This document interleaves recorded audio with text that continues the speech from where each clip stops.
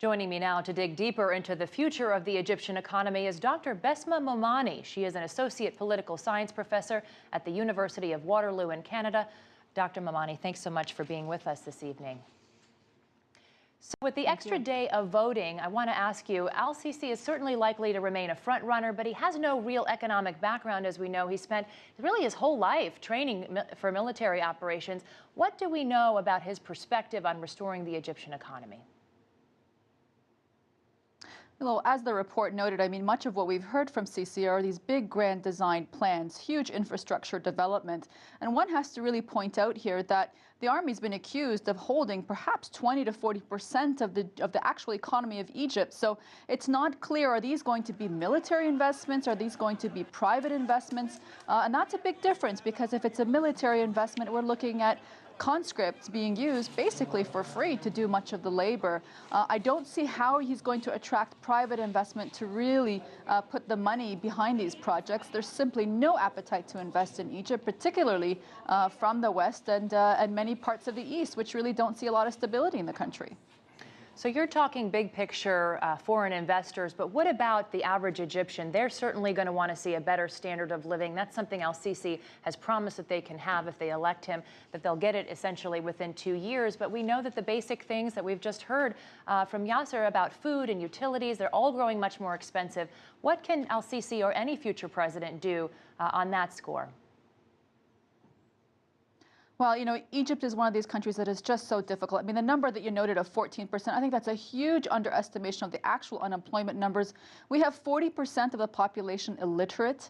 That's an enormous generational change that needs to come. There are still many places within the south of the country where there is no primary school education.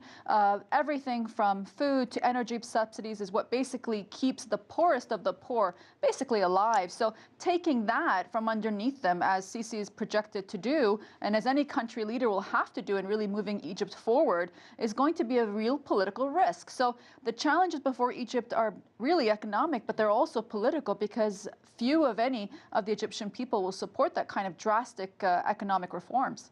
Certainly needs to be a sales job done by the future leader of Egypt. What about tourism? That was such a key part of Egypt's economy. How can a new government get people to visit Egypt again?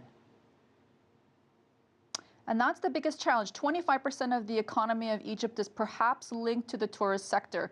To have people return to Egypt, there needs to be political calm. We've seen a surge in the kind of low-level violence that keeps people away. A military dictatorship doesn't necessarily attract people to want to visit a country. So just the very essence of it being a military general, call it what you want, him being a civilian, but he's still, in essence, a military general. We're also seeing these things like protest laws, many liberal secular leaders, youth movements, all being arrested. This is not going to be an inviting place for tourists to come. So unfortunately, it's just making the climate of fear and repression so high in Egypt that I'm afraid to say it's going to take a very long time for tourists to be interested to visit the great pyramids and other wonderful locations of Egypt. And if they're not, of course, Egypt won't really be able to tackle this enormous budget deficit, 12% of GDP. What do you think needs to be cut first to bring that more in line with international norms? Well, clearly energy subsidies, it is just too much. It's taking 80% of the government's budget bill is just being used to basically subsidize people in use of their cars, a very car-dependent society. That's obviously number one. Food is about 20% of the government's budget bill, but it's the poorest of the poor that really depend on that. So I hope the government doesn't try to take that out. And also, obviously, it needs to do everything it can to trace corruption. There's a lot of waste in the country, unfortunately, because of the kind of nepotism and other structures of the society that have been become basically endemic inside Mubarak's Egypt. So all of that has to be tackled. And again, it's an enormous task before Sisi. Dr. Momani, thanks so much for spending some time with us on BizAsia America. We appreciate your insight.